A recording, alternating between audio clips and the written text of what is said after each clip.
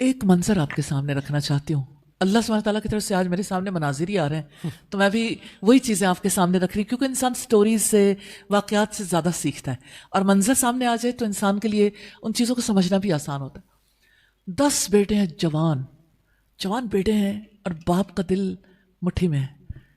10 بیٹوں کو رخصت کرنا ہے کہ انہوں نے کنعان سے رخصت ہو کے مصر جانا ہے. قبائلی دور ہے، اور جب کبھی اتنے افراد اکٹھے ہوں نظر لگ جانے کا بھی چانس ہے، اور لوگ یہ سمجھتے ہیں کہ شاید کوئی ہم پہ حملہ آور ہونے لگا ہے اس دور میں. تو یعقوب علیہ السلام کہتے ہیں میرے بیٹو، یعنی دنیا میں دولت کی جتنی بھی صورتیں ہیں نا انسان کے پاس، ایک مانیٹری ٹرمز میں انسان کہتا ہے کسی کے پاس ڈالرز ہیں یا روپی ہے یا گولڈ ہے یا آپ کے پاس پلاٹس ہیں یا بزنس زیادہ ہے یا کچھ بھی، ان سب سے زیادہ جو چیز انسان کے لیے قیمتی ہے نا وہ اولاد ہوتی ہے. اولاد مال سے زیادہ قیمتی ہے، اور اولاد سے زیادہ قیمتی اللہ سبحانہ تعالیٰ سے کنیکشن ہے. خیر، تو یوسف علیہ السلام کے والد نے پہلے یوسف علیہ السلام کو کھویا تھا، اور اب 10 بھائی جا رہے تھے.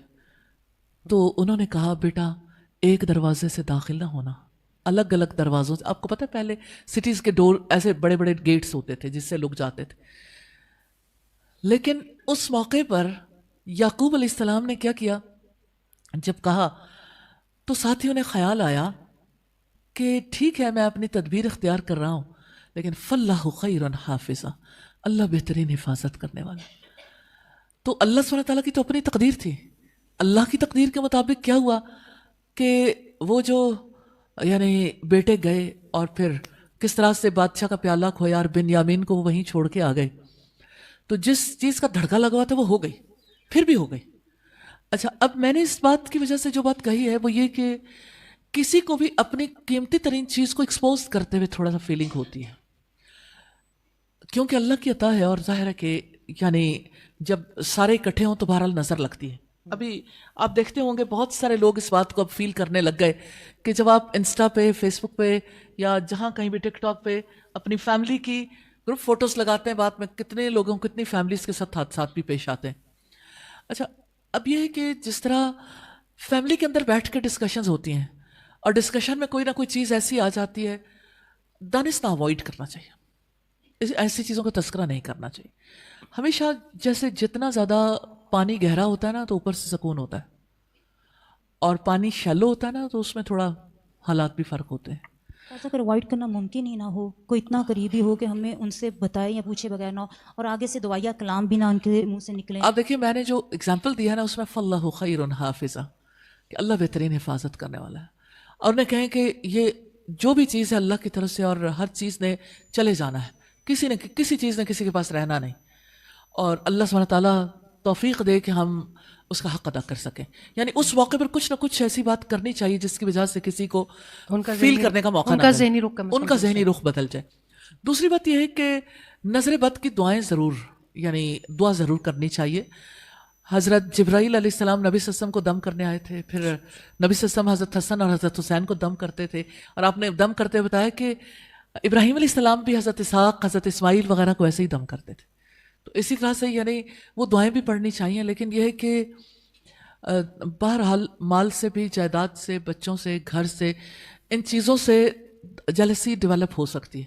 اس لیے اس کا ایک طریقہ یہ ہے کہ اپنے یعنی جب کبھی کسی کے سامنے بات کھلنی ہو تحائف کا لین دین زیادہ کر دیں، کوئی نہ کوئی ایسی چیز رکھیں، پھر اللہ کی طرف سے دعائیں بھی، باقی معاملات بھی. اللہ سبحانہ تعالیٰ رحمتیں کرنے والے ہیں. جزاک اللہ خیرن استاذ جی. فاللہ خیر حافظہ. مائک ذرا قریب کر لیں جی. کہ ہم لوگ نے جب بچوں کی تربیت کا وقت آیا انہیں نماز اور اس طرف نہیں مطلب توجہ دی، اور اب اس بات کا احساس ہوتا ہے اور بچے اب سنی انسنی کرتے ہیں، تو اس کے لیے اب ہمیں کیا کرنا چاہیے؟ استغفار، اللہ سے توبہ کرنی چاہیے، اور بچوں کی ہدایت کے لیے سجدے میں دعا. سجدہ کریں نا جس وقت، رسول اللہ نے سکھایا کہ آپ اللہم اہدیہا، جیسے بیٹی ہے یا اللہ اس کو ہدایت دے، یا آپ نام لے لیں، بیٹا ہے اس کا نام اللہم اہدی اور آگے نام لے لیں. تو سجدوں میں ہدایت کی دعا کریں، اٹھتے بیٹھتے چھوڑے نہیں، یقین کے ساتھ دعا کریں. اور ان کے لیے دنیا کی ہدایت تو مانگیں، ان کے لیے ان کی آخرت کی بہتری کے لیے ضرور دعا کریں. اور ان کی مطلب جیسے بچہ کوئی باہر پڑھنے گیا ہوا ہے تو اس کی طرف سے فکر مند بندہ رہتا ہے، اور پھر یہ بھی فکر آتی ہے کہ اتنی اولاد ہو، مطلب میں بے شک میرے پاس اولاد نہیں ہے، اور پھر میں بچے میرے میاں کے ہیں تو لیکن میں ان سے بہت قریب ان کے رہتی ہوں بچوں کا. ان کا جیسے میرا ایک پوتا ہے جو میرے بہت قریب ہے، اور اس کے لیے میں بڑی فکر مند رہتی ہوں، اور وہ باہر پڑھنے چلا گیا تو اس کی فکر میں پھر میں بڑی دعائیں کرتی ہوں. پھر میں کہتی ہوں پتہ نہیں اللہ تعالیٰ یہ کہے گا کہ ایک ہی کے مطلب وہ کر رہی ہے تو کیا مجھے وہ فکر آتی ہے کہ ایسے تو نہیں کہ میں غلط کر رہی ہوں سب جی کے لیے. فکر جو ہے نا وہ مطلب فارغ رہنے کا نتیجہ ہے. جب انسان کے پاس کرنے کو کچھ نہ ہوتا انسان فکر کرتا رہتا ہے. دیکھیے اللہ پر توکل. نہیں آپ کو بہت گہری بات بچہ ہو گیا ہے نا تو پھر وہ ہوتا ہے کہ اس کی وہاں حفاظت اللہ تعالیٰ نے ہی کرنی ہے. تو پھر آپ کیوں فکر کر رہی ہیں؟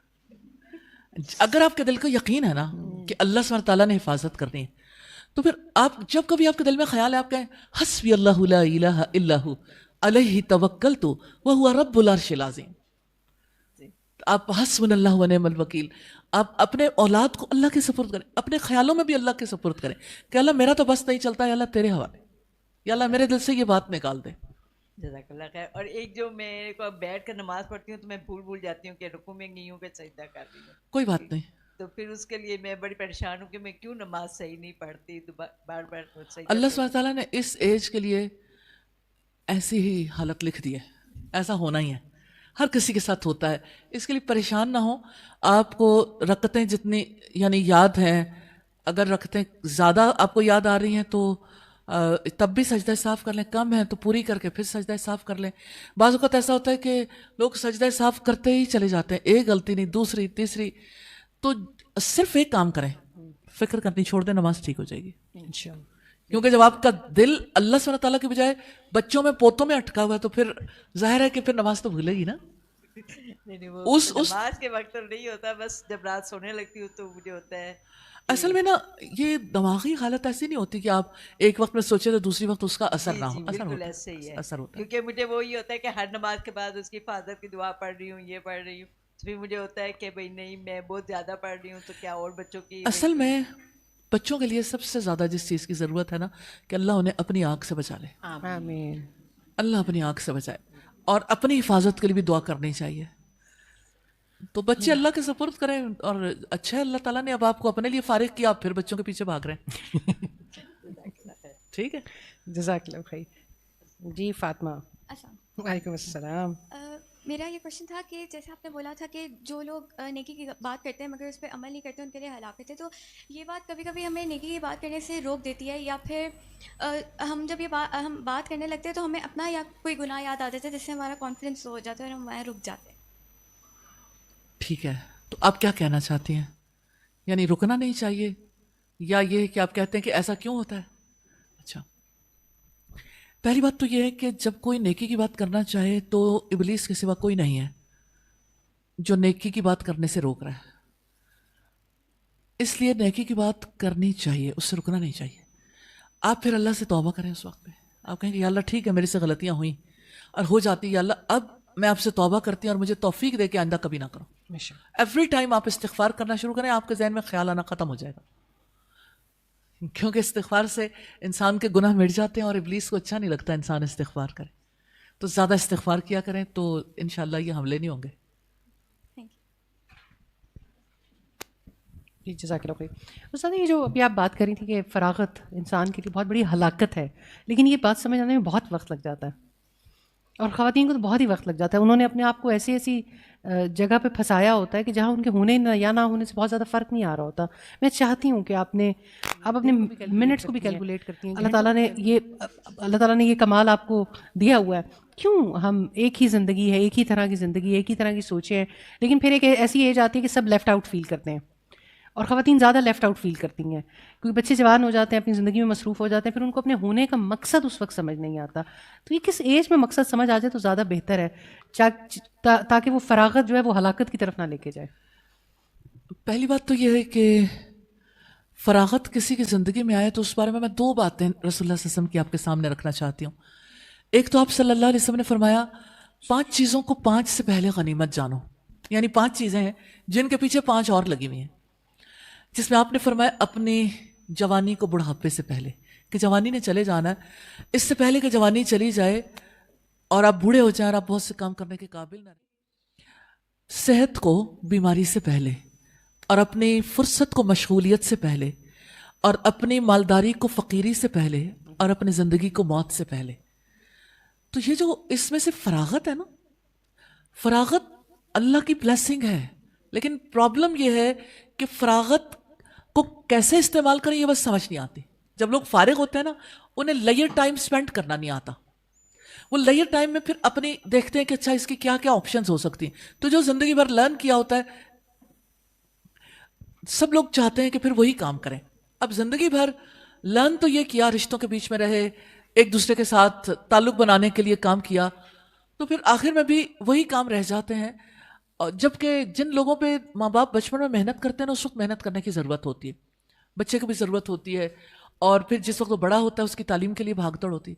ایک سٹیج ایسی آتی ہے کہ جہاں بچے ینگ ہو جاتے ہیں, انہیں ماں باپ کی کیئر کی اس طرح ضرورت نہیں رہ جاتی, لیکن ماں باپ چاہتے ہیں ان کو بچے کی طرح رکھیں. اور وہ جو ینگ ہو چکا وہ کہتا ہے کہ اب میری کیئر چھوڑیں, اب آپ اپنی کیئر کر لیں. حالانکہ بچوں کو کیئر کرنی چاہیے رسپانس میں کہ اب اگر آپ کی کیئر کا ٹائم ختم ہوا تو آپ واپسی کیئر شروع کر دیں. تو ماں باپ جو ہے نا وہ اسی کیئر میں جینا چاہتے ہیں, اس لیے اور کچھ نہیں نا تو وہ فکر کرتے رہتے ہیں. وہ کہتے ہیں نا کہ بیکار نہ باش کچھ تو کیا کر, کچھ نہیں تو کپڑے ہی ادھیڑ کے سیا کر. تو یہ رشتوں کو ادھیڑ کے پھر دوبارہ جوڑ کے دل میں ہی ایسی باتیں کرتے رہتے ہیں. اللہ سبحانہ تعالیٰ نے قرآن مجید میں فرمایا فَإِذَا فَرَغْتَ فَانْصَبْ وَإِلَىٰ رَبِّكَ فَارْغَب. جب آپ فارغ ہو جاؤ, یعنی آپ فَإِذَا فَرَغْتَ, کہ اللہ نے فراغت کی نعمت دی ہے, لیئر ٹائم ہے, اب آپ نے کیا کرنا ہے, وَإِلَىٰ رَبِّكَ فَارْغَب, اپنے رب کی طرف رغبت کرو. اپنے رب کی طرف رغبت کرنے کا طریقہ عبادت ہے کہ آپ عبادت کی مشقت میں لگ جاؤ, آپ اللہ کی طرف جانے کے راستے تلاش کرو.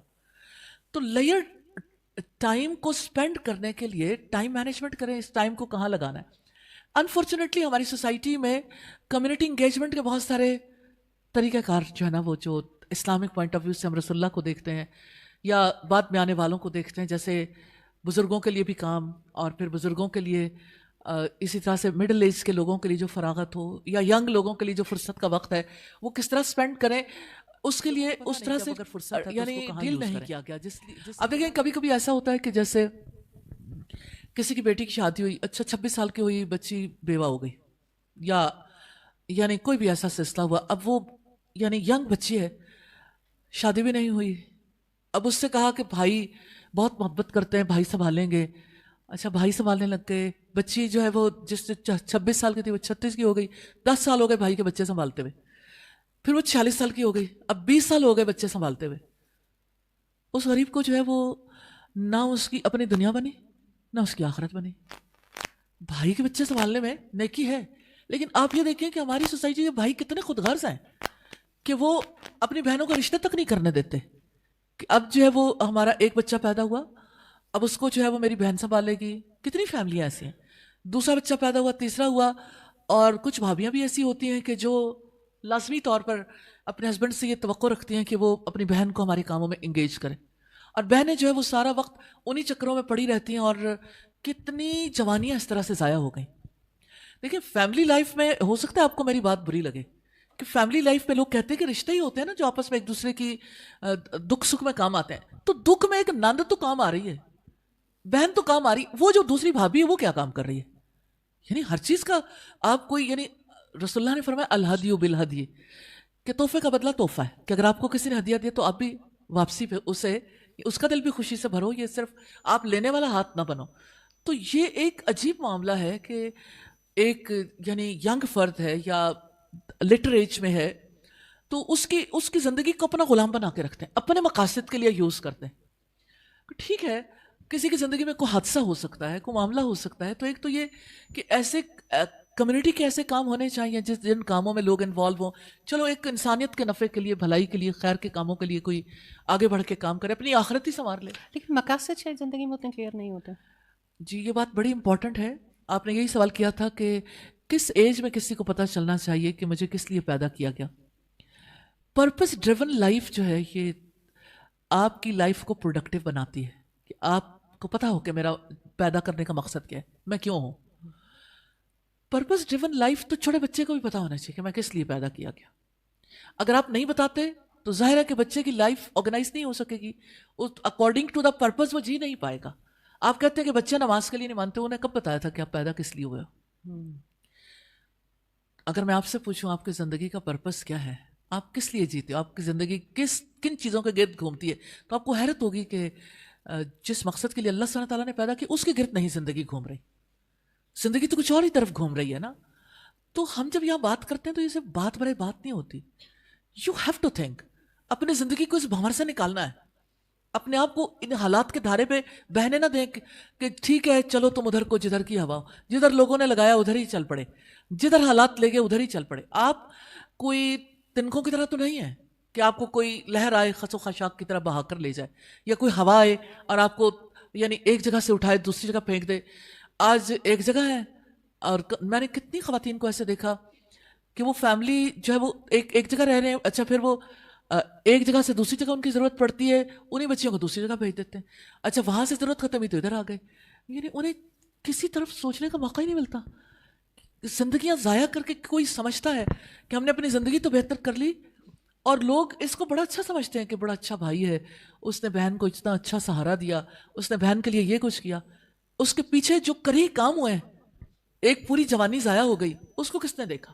ایسا تو بہت ساری یوتھ ہے جو سمجھ بھی جاتی ہے, ہم نے کیونکہ یوتھ کے ساتھ بہت انٹریکٹ کرتے ہیں, لیکن جیسے وہ خاندانی تنظیم میں آتے ہیں, شادیاں ہوتی ہیں, وہ نہیں ریٹین کر سکتے کیونکہ اوور آل مقصدیت کی کمی ہے. یعنی مقصد یہی ہے کہ اگر کسی نے زندگی کے مقصد کو سیکھ بھی لیا ہے تو ہمارا تو یہ لائف اسٹائل, مطلب صرف ایک بندہ اپنا مقصد سیکھ کے کیا کرے, اوور آل سوسائٹی کو کیسے ایجوکیٹ کیا جائے؟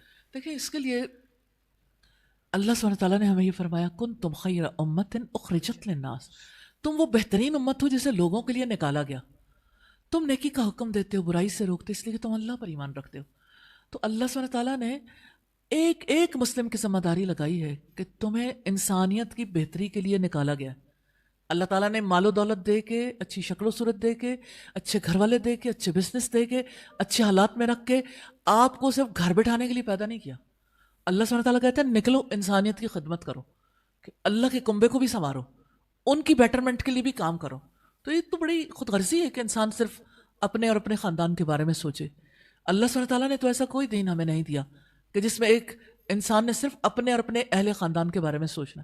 یہ دین تو ہمیں بتاتا ہے من رأى منکم منکرا فلیغیرہ بیدہ, جو تم میں سے برائی دیکھ کے اس کو چاہیے کہ اپنے ہاتھ سے روک دے. نہیں روک سکتا زبان سے روکے, نہیں روک سکتا دل میں برا جانے, لیکن یہ کمزور ایمان ہے. تو ہمیں اپنا رول تو پلے کرنا ہے اور اپنی لائف کو پروڈکٹیو کاموں میں لگانا ہے. تو جب ہم ایسے سینٹرز بناتے ہیں نا, ان سینٹرز کا مقصد بھی یہی ہوتا ہے کہ لوگوں کے پاس جو کچھ ہے وہ اپنی ان پٹ دیں, وہ اپنے آپ کو انویسٹ کریں, لوگ ان پہ محنت کریں, وہ لوگوں پہ محنت کریں, پوری کمیونٹی آگے بڑھ جاتی ہے الحمدللہ. اور لوگوں کے پاس اتنی ایکسپرٹیز ہیں جو لوگوں کو, کوئی کسی کی ہیلنگ کے لیے کام کر سکتا ہے, کوئی کسی کی ایجوکیشن کے لیے کام کر سکتا ہے, کوئی لوگوں کی مشکلات دور کرنے کے لیے کام کر سکتا ہے.